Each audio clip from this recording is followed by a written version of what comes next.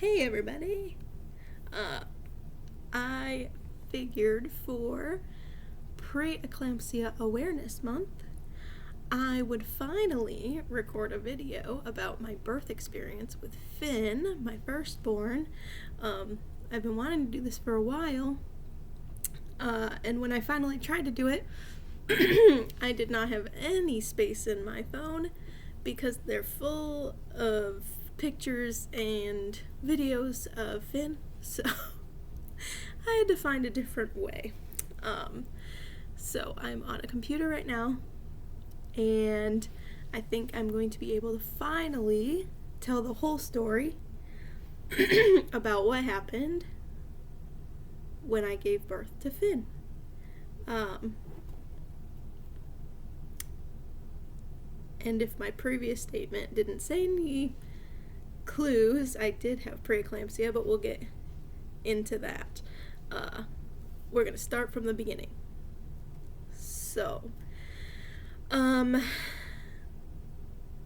going to try to keep it as brief as possible, because if I give all the details, then this is going to be hours and hours long, which it might already be long, but that's okay.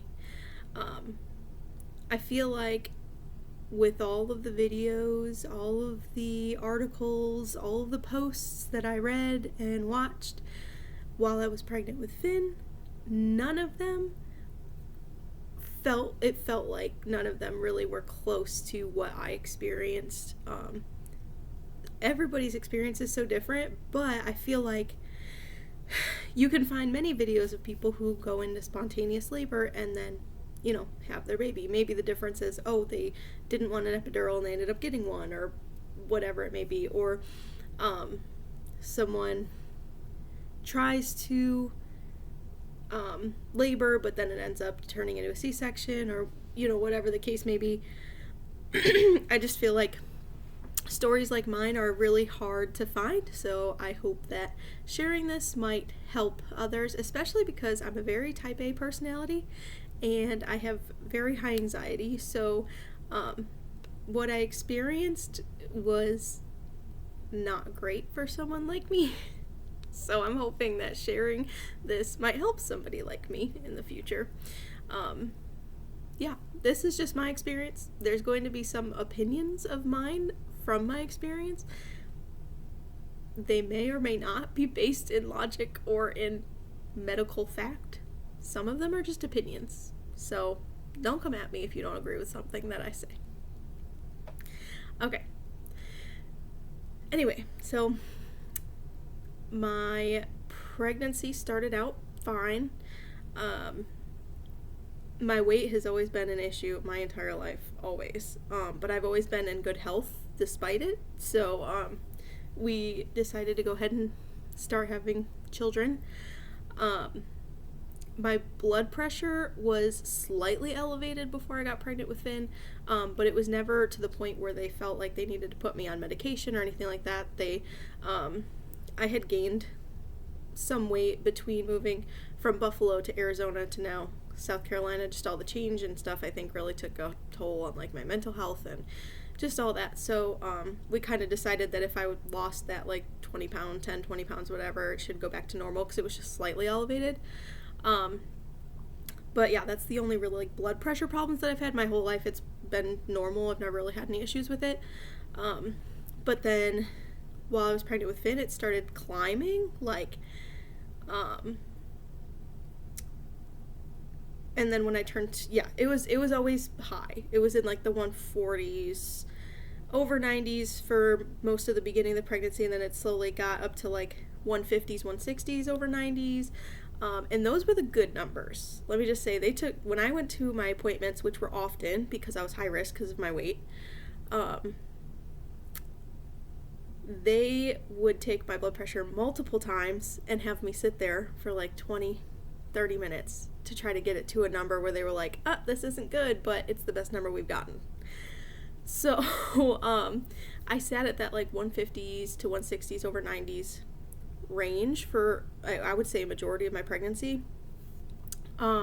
which in hindsight, a lot of the videos and stuff that I look at now, I'm obsessed with hypertension during pregnancy and preeclampsia and all that stuff. So I've been doing a lot of like research and just reading other people's stories and that kind of stuff. And there are a lot of cases where when you approach the 140/90 mark, they kind of sound the alarms, especially when you're pregnant. I was put on a baby aspirin for my entire pregnancy. But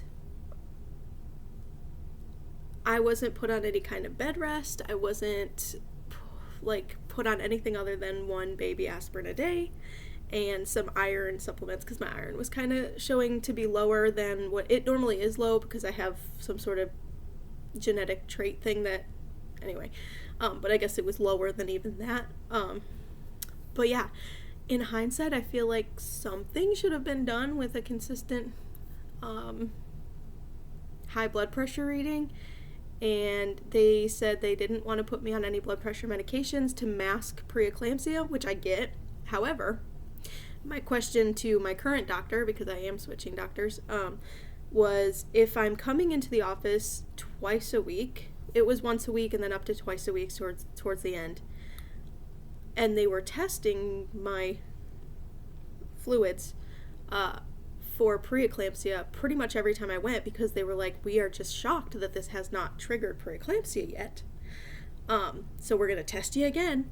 If they're constantly testing me for preeclampsia, and I would totally have given them a urine sample, I was coming in every week anyway, but I would have given them a sample anyway. Why they couldn't just do the test to see if I had a preeclampsia and then treat the blood pressure, because I think all the events that I'm about to talk about when Finn was born could have maybe, who's to say that it would have solved some issues, but it's possible that if I was on some sort of medication like labetalol, that maybe it wouldn't have gotten as severe and urgent as it did. Anyways, so I had high blood pressure pretty much my entire time. I was trying to be kind of calm. I was trying to relax. I was, just trying to chill. But again, I'm type A and I have high anxiety, so that wasn't really happening. So it got to the point where later on in my pregnancy, I was going in twice a week. Mondays were a non-stress test, an NST. Then I think it was either Wednesday or Thursday, I went in for an ultrasound where they checked to see his movements and how he was growing and all that good stuff. Because with the high blood pressure and the preeclampsia, it can like kind of stop their growth or whatever. I don't even fully understand at this point, but anyway, they were giving me tests like every week for a couple weeks there, twice a week. So the day that I had Finn, so that's all my backstory. Oh, and then around 20 weeks, we went on a baby moon on a cruise, and it was literally like at 20 weeks, my feet and my legs and my ankles, everything just swelled up so much. Like I kid you not, I had to buy size 11 Skechers sneakers because they were the only things that I could wear that were comfortable on my feet. And I know like swollen feet and stuff in pregnancy is normal, but at 20 weeks, that bad? I don't know. Anyway, so come April 11th, Finn was due May 4th to May 6th, somewhere in there. The date kept changing. April 11th comes around, I'm going to my routine twice a week appointment, and I remember very vividly, it was a Thursday. My last day of work before maternity leave was that Friday, the next day. So I'm at work, I'm doing my end of the year lemonade activity that I do every year, and I had a mess everywhere, and I'm like, I'm just gonna pop over to this appointment, it'll be like an hour or two, I'll be back, whatever. So I went to the appointment. They did the NST, and he either passed or... No, they didn't do the NST. They did the ultrasound first. I'm sorry, there was an ultrasound day. I'm trying to recall all of this. It was an ultrasound day, so they did the ultrasound, and he did not move enough in the time frame that they give for the baby to move. So that automatically triggers them to do an NST, which the NST turned out to be fine. But because of the blood pressure and the lack of movements, because my blood pressure was actually very high at that appointment, like higher than it had been. It always been high, but higher than it had been. So she said, I want to send you over to labor and delivery just to do a extended test, an extended NST. So okay. So I called David. I'm like, hey, they're sending me over to labor and delivery. I don't know what's going to go on, Typically, when David's with me at appointments, everything's fine. But then I go by myself, which happened like twice, and the sky falls. Anyway, so I call David. I go to labor and delivery. I tell him to come. They admit me. Well, they take me to triage. They take my blood pressure. They take fluids to check for preeclampsia. After they took my blood pressure, they said, yeah, we're not waiting for the preeclampsia results. We are admitting you. And I said, admitting me for what? And they said, to have a baby. And I said, no, I'm not ready. This is like 3.5 weeks early, almost a month early. I was like, I was not mentally prepared for this. This is my first child. I'm supposed to be going back to work today, which did not happen. And, so they admit me. The nurse leaves the room, tells me to put on a gown. They wanted to admit me right away and put me on a magnesium drip because I guess my blood pressure was so high, they were worried that I was going to have a stroke, which, now knowing my blood pressure when I went to them was, it was like 226 over 125. Normal's 120 over 80. Yeah, so it was like 220 something over. It was high. Real high. So, they were like, we're admitting you. We're putting you on magnesium to prevent you from having a stroke, and we'll figure things out. So I was like, okay, whatever.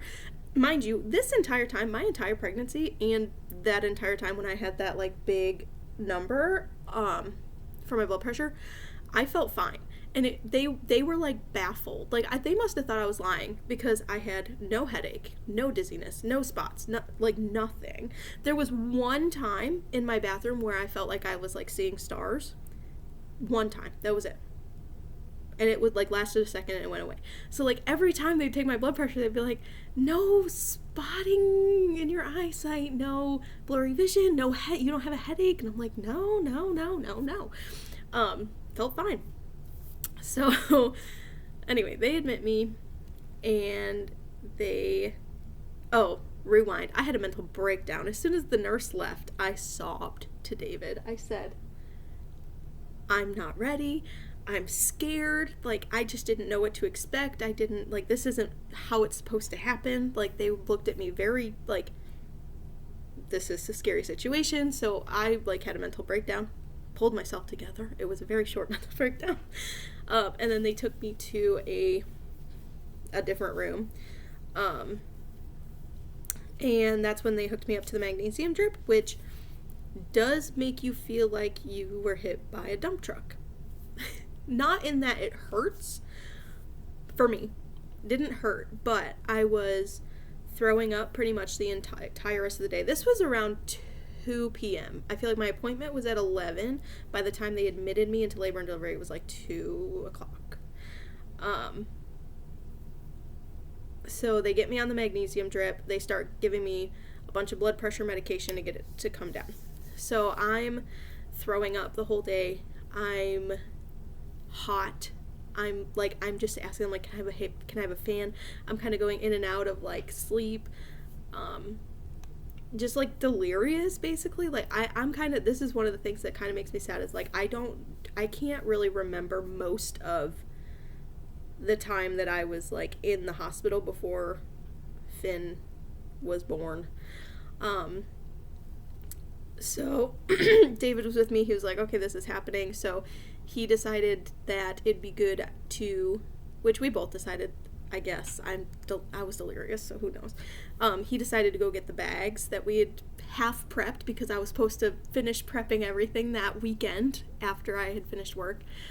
So everything was half prepped. So David went home, fixed everything, got the dogs ready. Our friend's daughter who dog sits for us, like, jumped in and was like, I got this, like, just watch her dogs. I'm so thankful. It was, bless her heart, she's so amazing. Anyways, and he called my best friend and was like, hey, Lexi's gonna have this baby, I need to go get the bags, can you come stay with her? So Stacy came and stayed with me while he went and did that.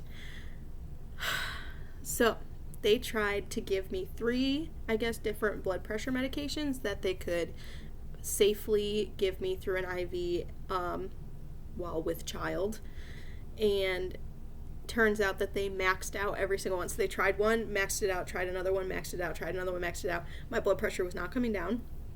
So at that point they were really concerned. I think eventually they got the result back that there was protein in the fluids. So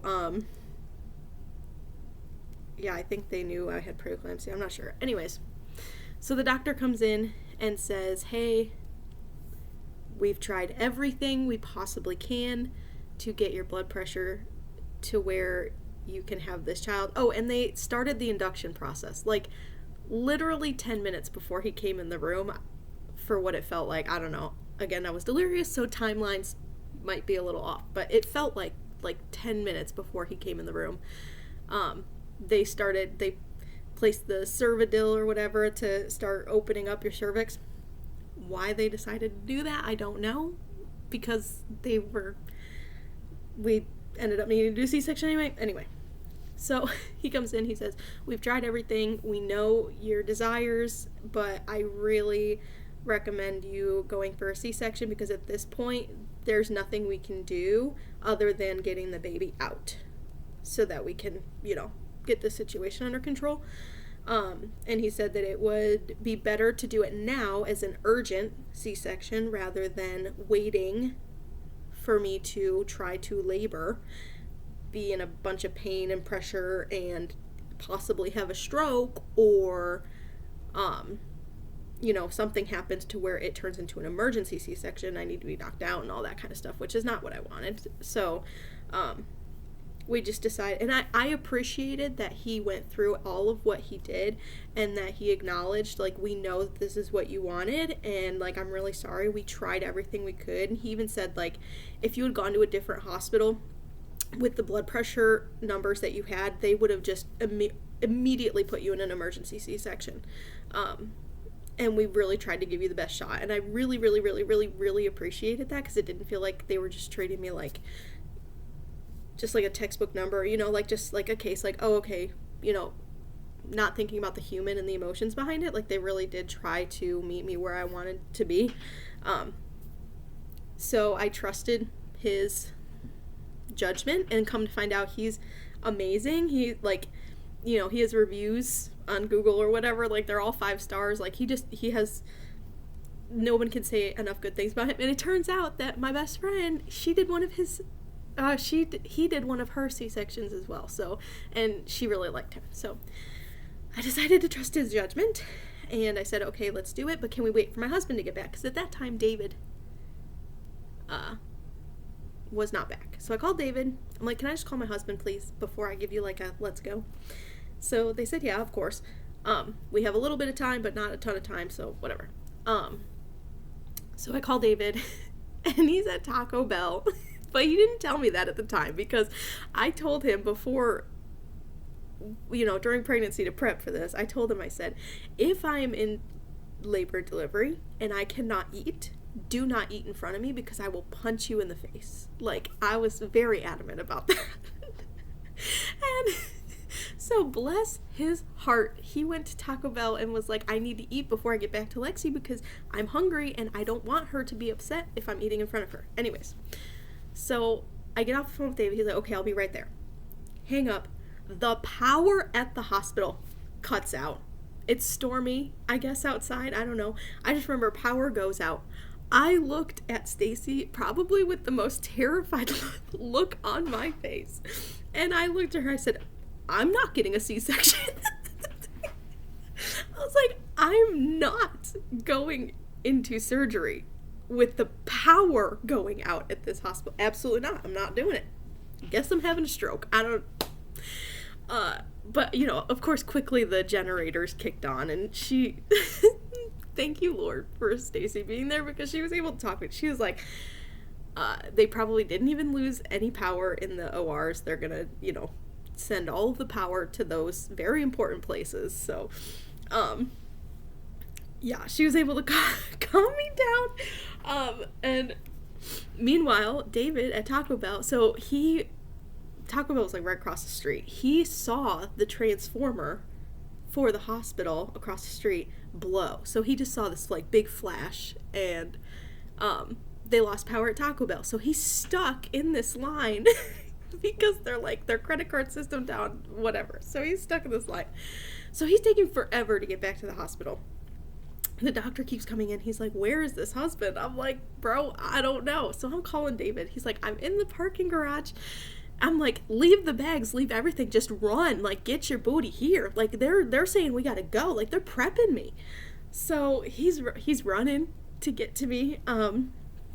When he finally got into the room, they were wheeling me out. So, like, they were wheeling me out as they threw, like, the scrubs or whatever at him, and they were like, put these on, Dad, we'll meet you in the OR. So they took me to the OR.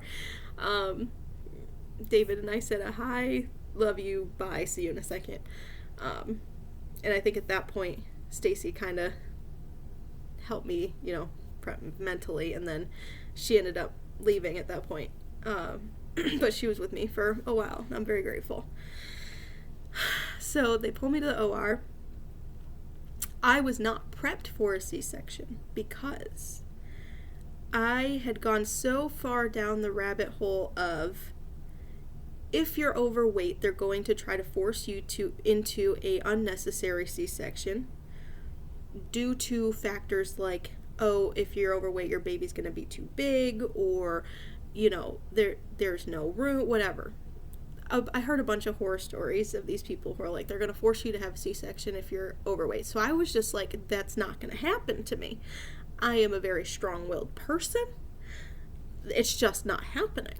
Like, I thought it was going to be all these, like, nuanced more things. Like, I was going to be in labor, and my water would have broke, and they would have been like, oh, we're getting near the time, and I would have been like, we can wait a while. You know, like, just those nuanced things that you can kind of fight a little bit. Didn't know that my story would end in stroke-level blood pressure.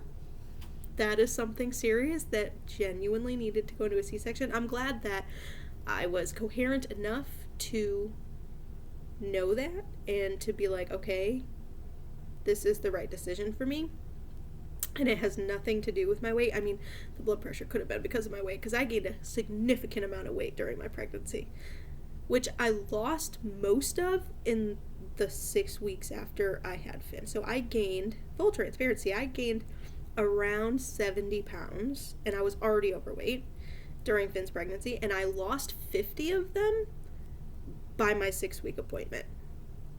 So y'all can't tell me that most of that weight was the boneless wings I was eating during pregnancy. I mean, I did like boneless wings, but there's no way. Like, I don't know. Anyway, so it wasn't mainly because of my weight. Like, they weren't just trying to push me into a C-section to fit their schedule or whatever it was. Like, it was a legitimate reason. So, anyway, back into the story. They wheel me back to the OR. They prep me for C-section. I'm so scared of getting a spinal. I knew going into this that I wanted an epidural either way, but I did not. I assumed it would be like the thing that calmed my mind about the epidural was that people were saying, just wait until the pain from labor is so bad that you wouldn't care if they put the epidural in your eyeball. And I was like, okay, yeah, that makes sense. But in this case, I wasn't in any pain at all. I was a little delirious from the magnesium drip, but I wasn't in any pain, so I was kind of freaking out about this needle going into my back. But it was just like, it's just a spinal, so it doesn't stay there. But still, I think it's like the same needle. It just doesn't stay there. I don't know. I didn't look at it. I didn't want to.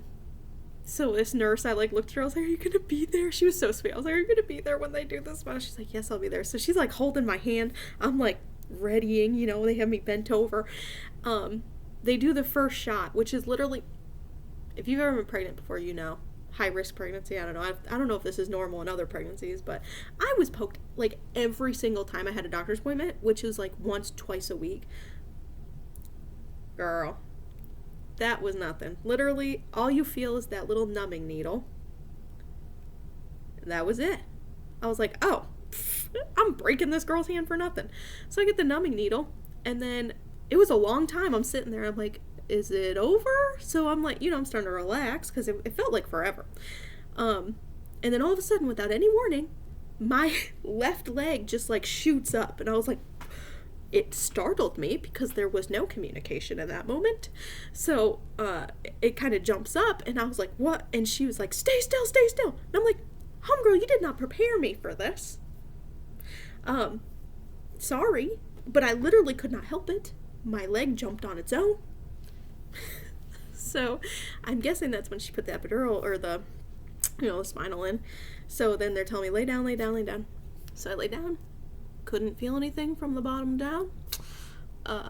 They prepped me to take Finn out, and David is sitting right by my head, and they did a C-section and took Finn out. It ended up being a husband and a wife who are both OBGYNs at my practice. They did the surgery together, which I thought was so sweet. David was like, is this your version of date night? And they were like, yeah, pretty much. So it was just awesome. The environment was great. Both my doctors were so sweet. They knew what they were doing. I trusted them completely. I knew that they were taking care of me. And I got to, one of the doctors is actually the one that took over when it was time for me to have my C-section. He is my new doctor that I switched to. He's great. That's all I can say. So they took Finn out, and he was a big 6 pounds, 14 ounces. So he wasn't, being a month early, he wasn't tiny by any means. He was tiny, but he wasn't tiny. He was almost 7 pounds. And, didn't need to go to the NICU at all. Praise the Lord. He was perfect. He might have gotten a little oxygen, David said, by what he observed. And they, of course, monitored him. But other than that, he was great. He didn't need much support. He cried. He was just perfect. And it's funny because the day before that, we were leading this group at church. And I remember the night before just telling people, I'm ready. He's viable. I'm miserable. He can come now. And the next day, the Lord was like, okay, be careful what you wish for, because he did come the next day at 36 and a half weeks. But yeah, he was perfect, and they stitched me up, and I had a phenomenal recovery. Only needed Tylenol and ibuprofen. I don't know if that's normal, but that's all I needed. I wasn't in any pain. I was in the hospital for 5 days with Finn after I had him, just because they could not get my blood pressure to come down. They kept changing the meds, kept doing all the things, and because I was trying to breastfeed, that limited the amount of medications that they could give me. So that was rough, being in the hospital for 5 days with a newborn, but it was also kind of a blessing because we were able to get a lot of help. We were able to ask a lot of questions. We saw the lactation consultants a bunch. David was wonderful in the hospital. He always changed the bottles. He changed all the diapers. I think I changed one in the hospital, and that's because I wanted to. Yeah, it was just great. So that part wasn't great. I would have liked to be home, but just knowing that Finn was perfect, and they just needed to get my blood pressure down. So finally they got a concoction of medication that didn't make it perfect, but brought it down to where they felt comfortable sending me home, that I wasn't, at risk of dying anymore. Yeah, and so I got a perfect little baby with no labor pain and minimal C-section pain, because that's the other thing too.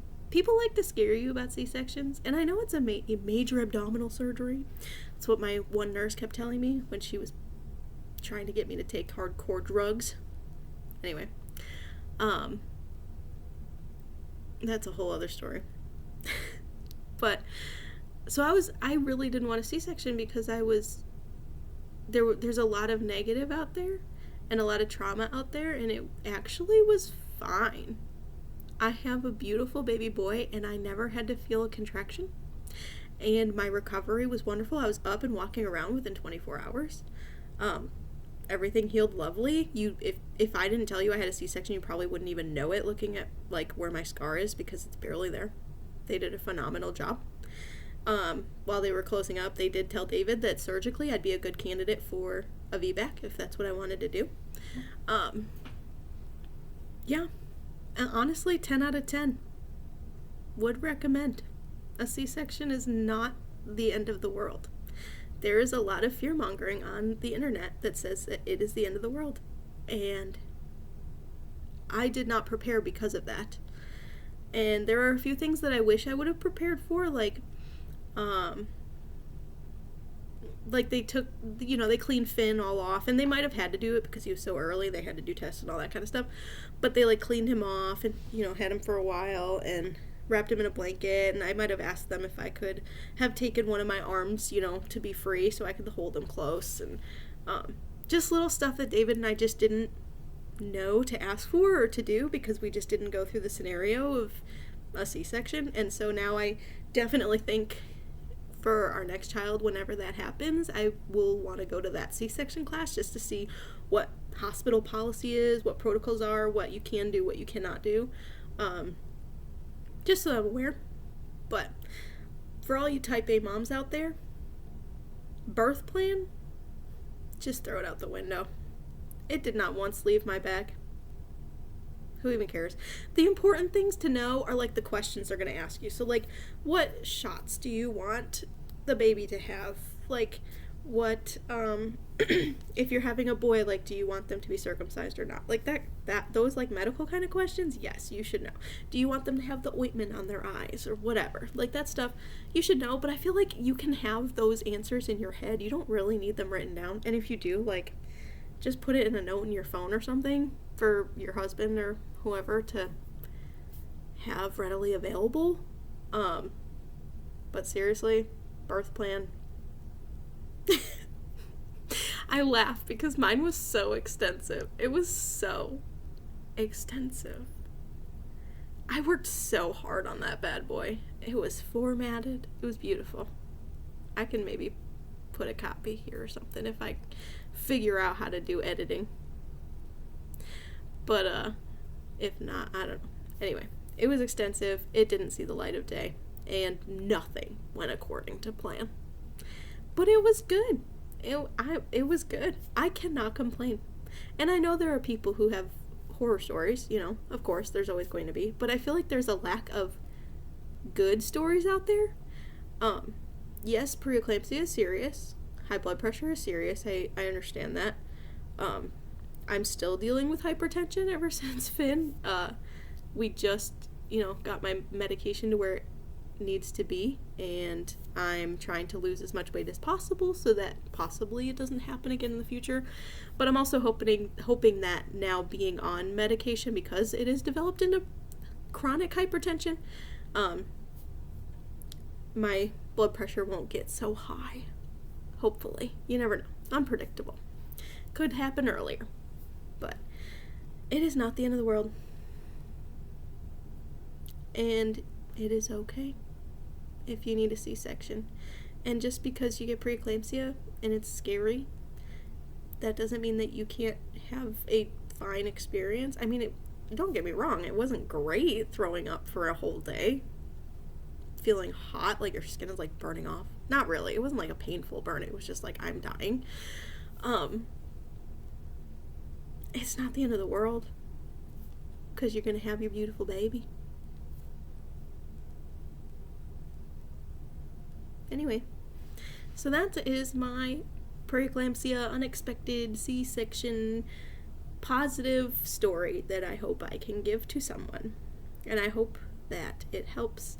And I hope that I didn't say anything to offend anybody. Because, again, this is just my experience and what I think and what my opinions are for my personal experience. So, yeah. That is all. Thanks for coming to my talk. Okay, goodbye.